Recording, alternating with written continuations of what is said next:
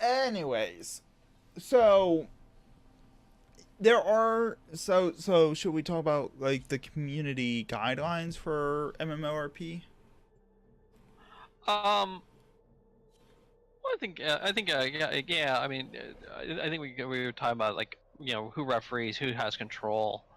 Um, and it's very interesting. Like kind of like you said, you generally have somebody who's a appointed leader in most systems. I mean, there's diceless RP campaigns, and there's the GM-less games, but they tend to be kind of in the minority.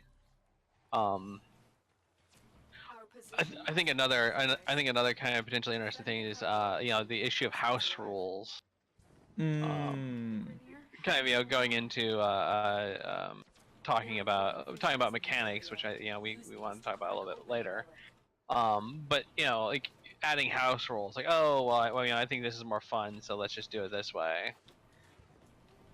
Right. Where like getting 5 people to agree to that is going to be easier than getting a few hundred people to agree to that. Right. Right.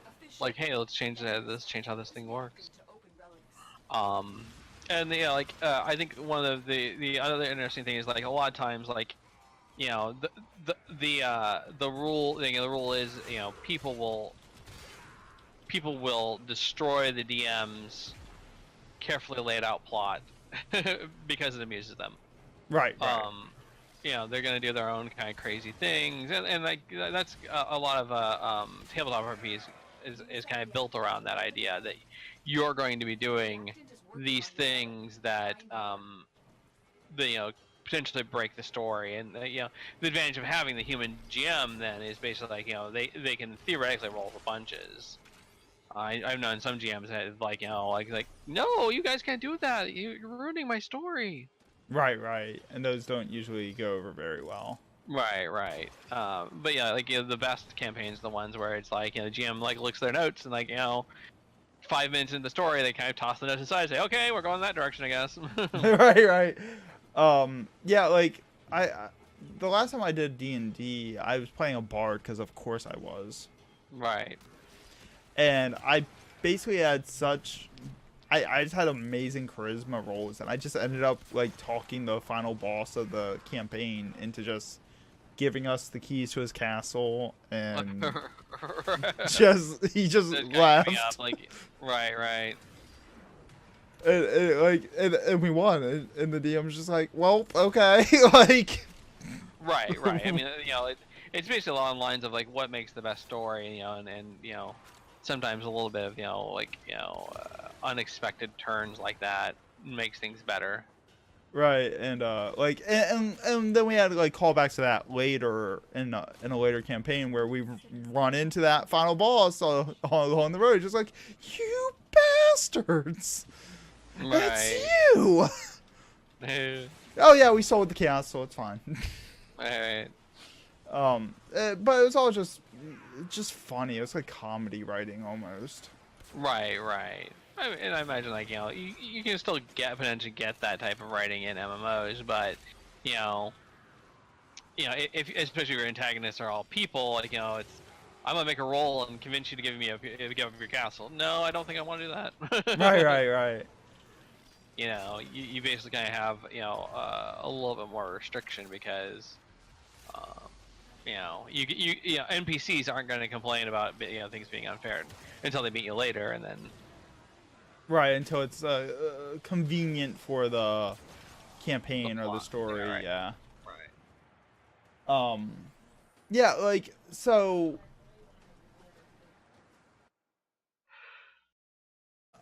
Sorry. Like house rules. That it's interesting having house rules in MMOs because those can be, I guess, they kind of dictate the style of the group. Mm. Or that's what I would see as like house rules in an MMORP, because that would be like, does your group use the /random command? Do you use dice rolls? Does your group require your character sheets? What kind of Right. character, like, who designs the character sheets? What's universally accepted? Right. how do you interact with other groups outside? You know, do they have to create character sheets with you, or you know? Yeah, one of the groups that I've done a bit of RP with on 14, they have their own character sheet system, and if you want to run an event with them, you have to create a sheet and have it approved by them, which is fine. It's perfectly fine. Like you're going to their event, but I don't really like character sheets.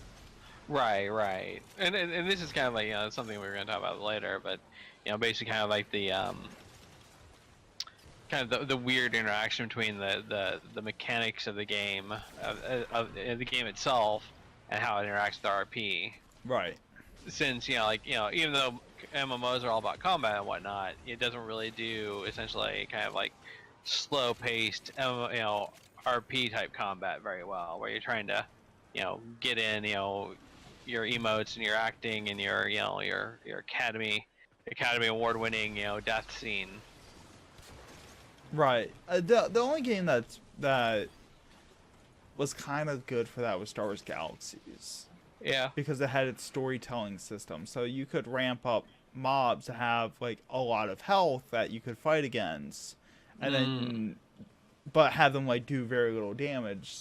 So you could like sit there, be fighting them, have like a combat macro running, and be typing your actions against them, and then you could have like a GM. There we go. Like typing their actions, even though you're like physically fighting in the game too. Right. It was interesting. I wasn't a huge fan of that system, but it was nice that the game gave you options.